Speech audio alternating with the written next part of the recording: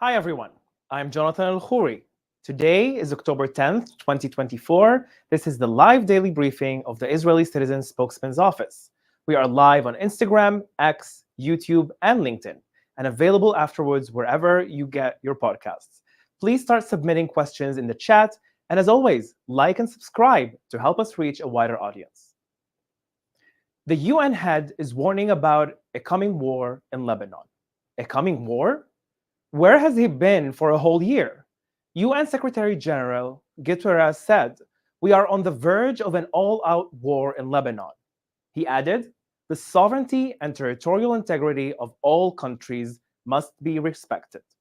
Hisbah, Iran's terror army in Lebanon, declared war against Israel on October 8th of 2023. Hezbollah has fired 13,000 Iranian rockets, missiles, and drones at Israel's people daily for a year. Isn't that a violation of Israel's sovereignty and territorial integrity? 60,000 people ran for their lives as Hezbollah rained fire on their homes. The UN Secretary General's words are worse than hollow. The UN's own troops, UNIFIL, are supposed to have prevented Hezbollah from using southern Lebanon to attack Israel's people, even using force. That's according to the UN's own Secretary Council resolutions. Instead, they allowed Hezbollah to come right up to the border. And now, as Israel finally acts to remove Hezbollah, what UNIFIL was supposed to do, UNIFIL's Irish component is refusing to leave. UNIFIL is actually trying to protect Hezbollah. Just yesterday, Israel eliminated 2 more Hezbollah commanders. One, in the village of Hula, opposite Israel's border, was responsible for hundreds of missiles and anti-tank missiles attacks towards the Galilee.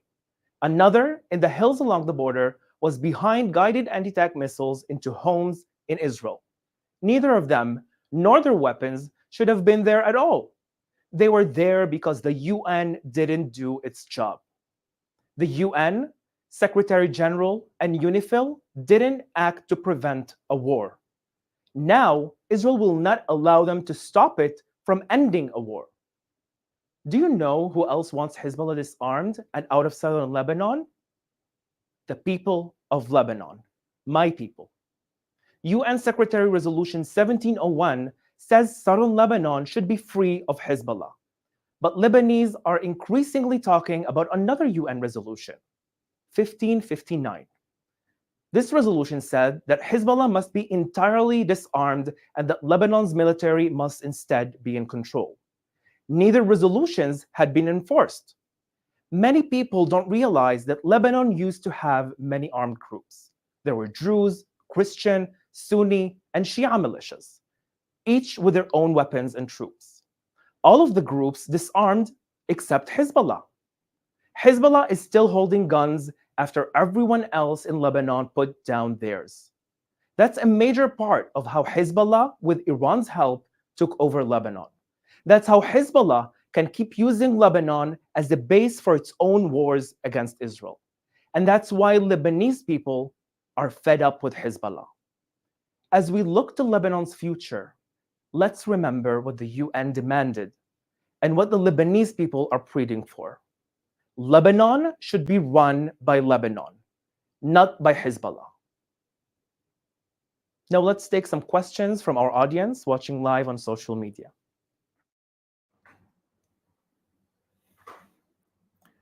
Thank you, Jonathan. Our first question comes from Shai on Instagram Live.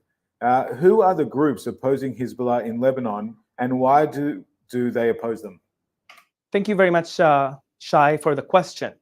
In order to understand Lebanon, you need to understand that Lebanon is built out of few fractions. You have Sunni Muslims, Shia Muslims, Christians from all religions, also Druze, that makes up Lebanon's society. The majority of the Lebanese people today opposes Hezbollah from all these religions and fractions. It's because Hezbollah is responsible for assassination all people from all religions that oppose their grip on Lebanon. And that's why it's important to understand that we need to amplify Lebanese voices that oppose Hezbollah more. They're still holding many territories in Lebanon as we speak right now. Hezbollah still holds the south of Lebanon, also parts of Beirut, and parts of the valley of Lebanon. They're still terrorizing the Lebanese people. Not all of them are able to speak out. That's why I'm here today speaking out on behalf of many Lebanese, and many others who are living abroad that fled because of Hezbollah are speaking out. You just need to look for them online. You can go and check them out. Our next question comes from Samantha on X. Israel's Prime Minister gave a speech to the Lebanese people. How did they receive it? Thank you very much, Samantha, for your question. The Prime Minister of Israel, Benjamin Netanyahu, have addressed the Lebanese people saying basically that Israel is recognizing the territory and sovereignty of Lebanon and the Lebanese people, that Israel should be living peace with Lebanon as a free sovereign nation out of terror that is Hezbollah holding right now. I do believe that the message of the Prime Minister got to many Lebanese that already holds that message. Not because the Prime Minister of Israel said it, is because they believe that Lebanon should be free from the Islamic Republic of Iran's grip, from Hezbollah's proxy of holding of Lebanon, and we should all listen to them. We should all amplify Lebanese voices that needs to be free out of Hezbollah's holding.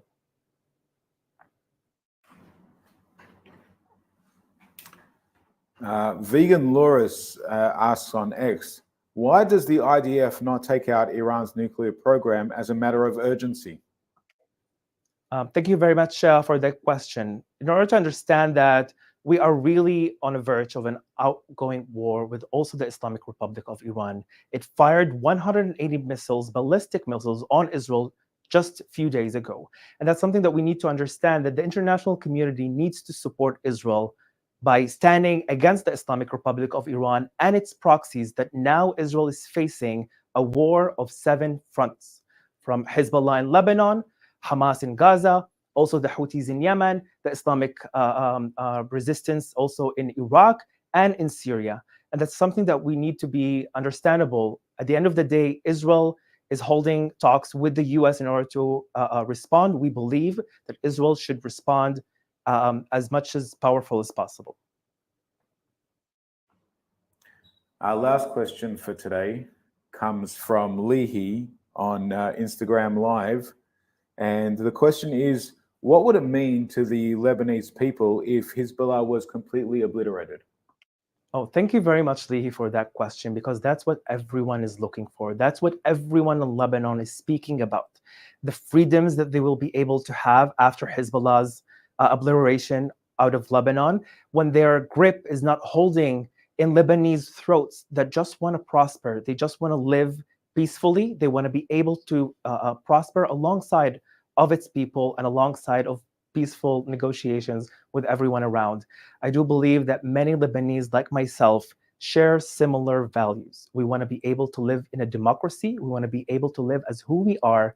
And at the end of the day, just live and let live. That's what everyone wants. And that's what elimination of Hezbollah would mean to every Lebanese person, Christian, Muslim, Druze, from all sects. And also, and most importantly, as well as Israelis. That's all we have time for. Thank you for tuning in. We'll be back on Sunday at 3 p.m. Israel time. We wish you a Shabbat Shalom and Gmar Chatima Tova.